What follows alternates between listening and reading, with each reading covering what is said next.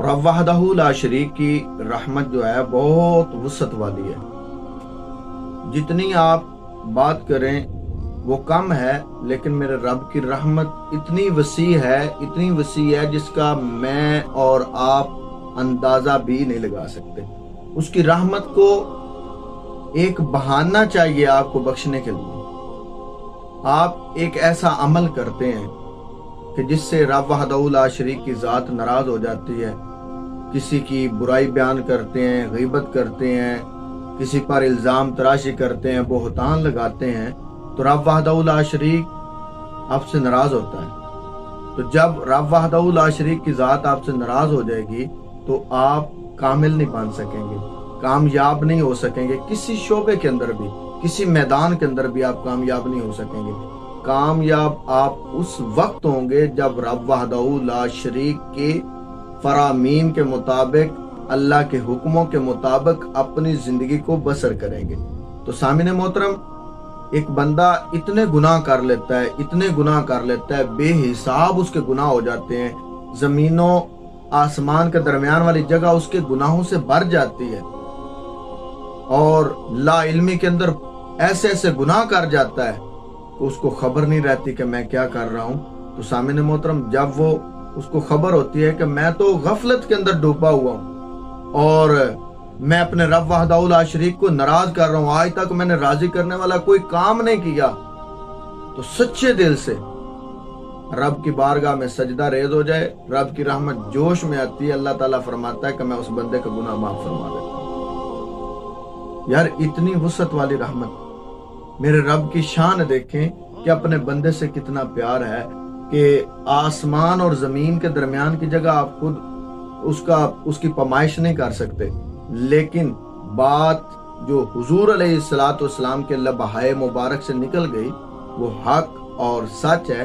ये मेरे प्यारे आका सल्लल्लाहु अलैहि वसल्लम का फरमान है कि इतने बंदा गुनाह कर ले तो जब सच्चे दिल से रब की बारगाह में तौबा करे तो रब ताला उस बंदे के गुनाह माफ फरमा देता है।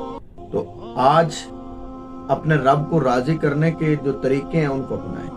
अपने रब वहदहू ला शरीक को राजी करने का तरीका ये है कि आप ऐसे काम ना करें जो अल्लाह वहदहू ला शरीक की हुक्मों के खिलाफ हो। अल्लाह वहदहू ला शरीक के जो कानून है उनको तोड़ने वाले काम ना करें, बल्कि वो काम करें जो हुजूर अलैहिस्सलातु वस्सलाम ने हमें आकर बताए कि अल्लाह ये फरमाता है कि ऐ मेरे बंदे मोमन कि दुनिया में अगर रहना है तो इस अंदाज से रहो कि कोई भी ऐसा अमल सरजद अपने से ना होने दो जो अल्लाह और उसके प्यारे हबीब के नाराजगी का सबब बने। चोरी, गीबत, चुगलखोरी, हसद, कीना, बुग़्ज़, इन बीमारियों को खुद से दूर कर लें। ये आपसे जब दूर हो जाएंगी तो आप दर रसूल के गदा बन जाएंगे। आपके दिल के अंदर मोहब्बत समा जाएगी। जब मोहब्बत समा जाती है,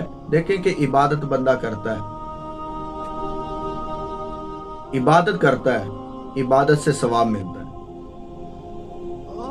मोहब्बत जब बंदा करता है, इबादत जो है वो मोहब्बत से करता है, तो मोहब्बत से महबूब मिलता है। तो हमने महबूब हासिल करना है। वो महबूब कौन है? वो आका इनामदार सल्लल्लाहु अलैहि वसल्लम, लजपाल आका, वो हमारे नबी जिन्होंने हमारे लिए रो रो के दुआएं की, उनको हमने पाना है। हमने दर रसूल का गदा बनना है। तो वो इस तरीके से बना जाएगा जब हम अल्लाह के हुक्मों की पासदारी करेंगे, जब अल्लाह के हुक्मों के मुताबिक अपनी जिंदगी को बसर करेंगे। लजपाल आका सल्लल्लाहु अलैहि वसल्लम के फरामीन के मुताबिक अपनी जिंदगी को बसर करेंगे तो हम कामयाब बन जाएंगे। मेरे भाई, ये दुनिया एक बिल्कुल छोटा सा घर है, मुसाफिर खाना है, हमने चले जाना है। वक्त हमारे पास जो है वो बहुत कीमती है। जो घड़ी की सुई आगे को चल रही है वो पीछे नहीं चलेगी।